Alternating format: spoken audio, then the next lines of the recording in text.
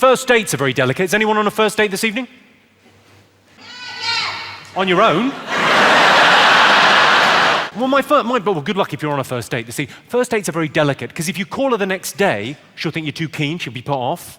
If you never phone, she'll think the worst of you. So what I do as a compromise is I phone her the next day and call her a slag. But it's good to be with somebody, because those dating apps, those aren't fun, you know? Every girl would always ask me how tall I was. You ladies are all a bunch of filthy height supremacists. You know? You over 6 feet? You over 6 feet? You over 6 feet? I felt bad. I felt like I had to come up with something. I was like, well, no, but if it helps, I'm still growing as a person. I'm single. I was actually dating. Here's what happened. Now, you need to pay attention. If you like pornography, don't act. Why are you acting like you don't even know what it is? I'm like, if you like pornography, they're like, what is this pornography he speaks of? I was a big fan of porn, so I ended up dating a porno chick. Don't do that. It is not what you think it's going to be like. I mean, it is what you think it's going to be like when it, comes down to, crunch time. But it's not the same like when you start to actually like the girl, because the girl I was dating, when we first started dating, only did girl-girl scenes, which was great for me. Because, I'm like, hey, that's like the loophole of dating a porn star. You could say, my girl does porn. Oh, yeah, but she only does chicks. And then your guy friends are like, damn, really?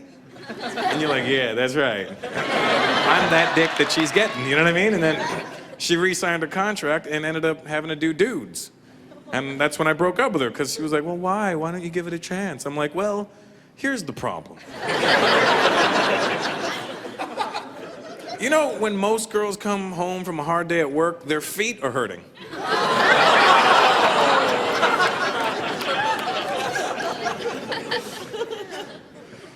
So I'm single.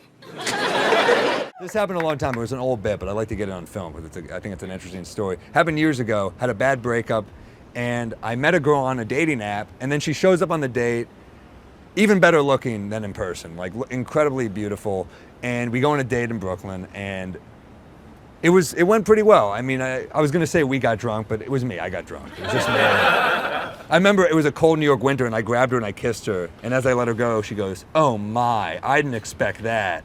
So proper. And I was so drunk, I just said, you better fucking expect it. Never heard from her again. And rightfully so. Until a few months later, she texts me just during the day on a Friday afternoon, how are you? I said, I'm good. She goes, I want to see you and I want to get freaky with you. And I don't know how to respond to that. I just wrote, oh yeah, with a question mark? I'm not used to fielding that. And she said, where are you? I said, I'm in Union Square. And she goes, do you want to get your dick sucked or not? Whoa, yeah. So I excused myself from lunch with my parents because this feels like a time-sensitive call. So I pick up. It doesn't even feel like it's her. I feel like more likely some dude stole her phone. And this is his plan to rob me. He's going through, he's like, who's the dumbest fuck? And oh, this guy right here. All right. You want to get blown? Yes, I do. Meet me at this warehouse in Queens. All right. So I call her and she's like, look, it's me. I've had a bad week at work. I want to see you and I want to have sex with you. Is that so bad? It's like, that's great.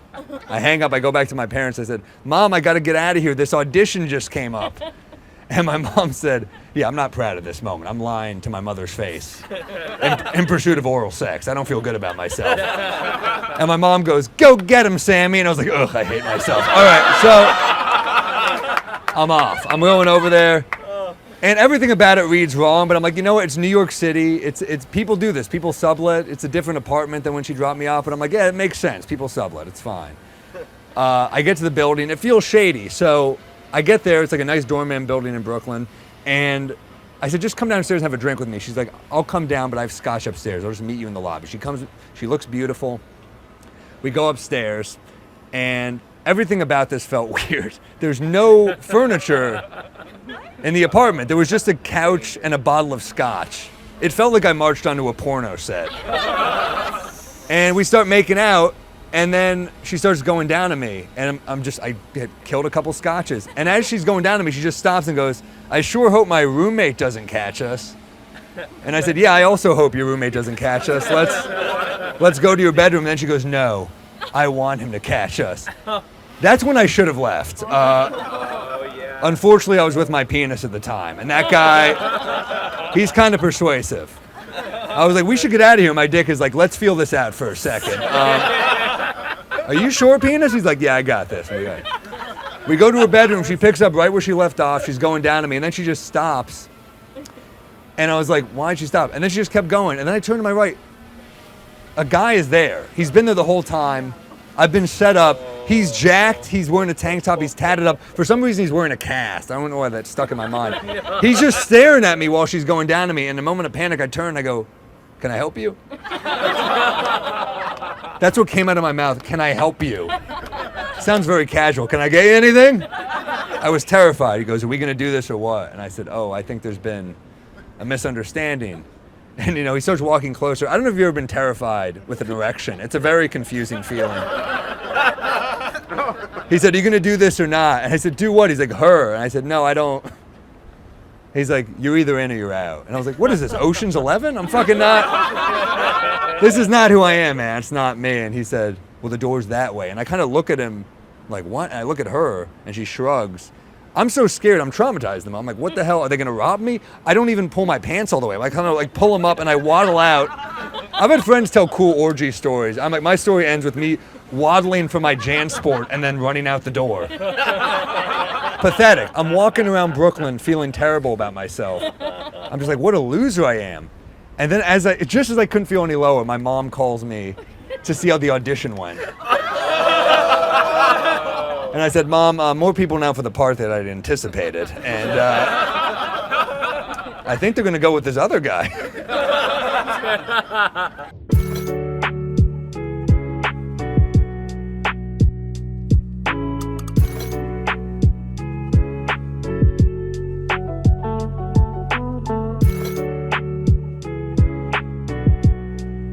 Everybody gives me advice too on the best way to meet that certain someone. Like my sister Emily, she always tells me the best way to meet someone is to go on the internet. She goes, go online, you'll meet someone. I'm like, I thought it'd be a good idea because my sister, she's cool people. She goes to school, she goes to church, she's nice. But I gotta tell you guys something, she's a freak. You meet her in person, she's all sweet and innocent. Oh, hello, how are you? Nice to meet you. Bye. But you catch her online at 2, 3 o'clock in the morning, man, she's like, I'm licking and sucking your toes.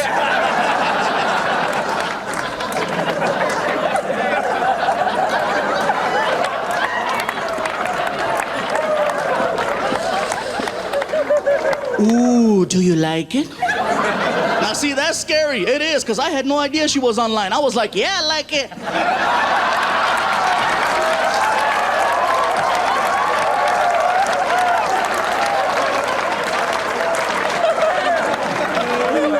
I was like, what's up? I see my sister the next day. She's like, I met someone. I said, me too. Check it out. I got some sandals. What's up? But you guys have to be careful. If you're gonna meet people on the internet, be careful, because you don't know what you're gonna get. You don't. I went on a blind date with a girl who was half Sasquatch, half Chupacabra. Yes, some of the white people, Chupa what? It's like Bigfoot, only smaller. Like cousins, You gotta be careful, because they'll throw these little mysterious words out there to kind of get you excited. Like this one girl, she described herself as bubbly, and I hear bubbly and I was thinking, oh my God, wow, really? Shut up, wow, really? Oh my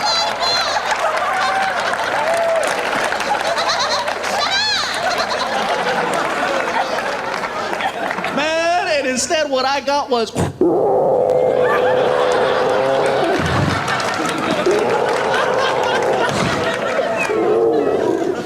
standing there. You have to be careful. And I said, you know what? Okay, maybe it's my bad luck. Couldn't possibly happen to me 3 times, right? So I gave it another shot. Went on another blind date with a girl who said she was a sexy Latina. I was excited. What's up? I get to her house, you guys. She was not Latina. Oh, no. She was black. Now, I didn't have a problem with her being black, but she specifically wrote out, I'm Latina. So I called her on it, right? I said, hey, girl, before we go any further, didn't you say that you were Latina? You know what she told me? She got mad. She was like, boo, I am Latina. Shoot, that's my name.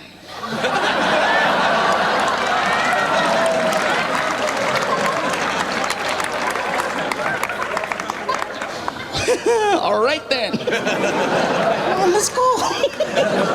I love the TV, though. Anything on the TV at all. Watch game shows. You ever watch them? You ever see that game show, The Dating Game? That's the oddest game show I ever saw, that show, you know? They got no prize in the show. They just give you, like, another contestant. That's your prize. Just pair you off. No budget at all on the show, you know?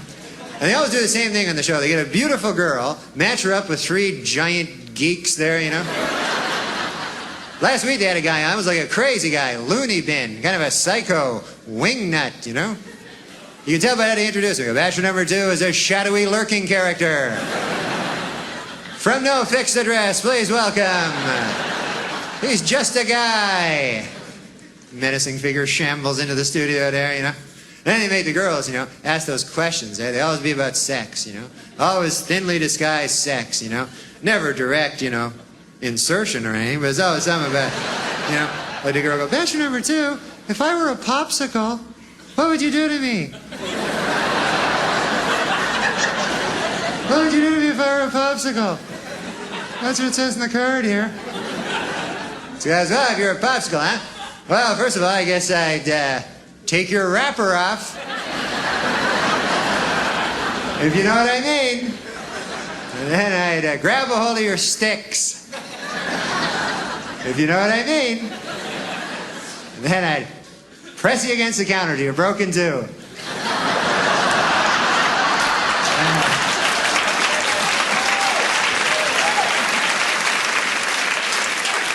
Put half in the freezer till later. You know what I mean there?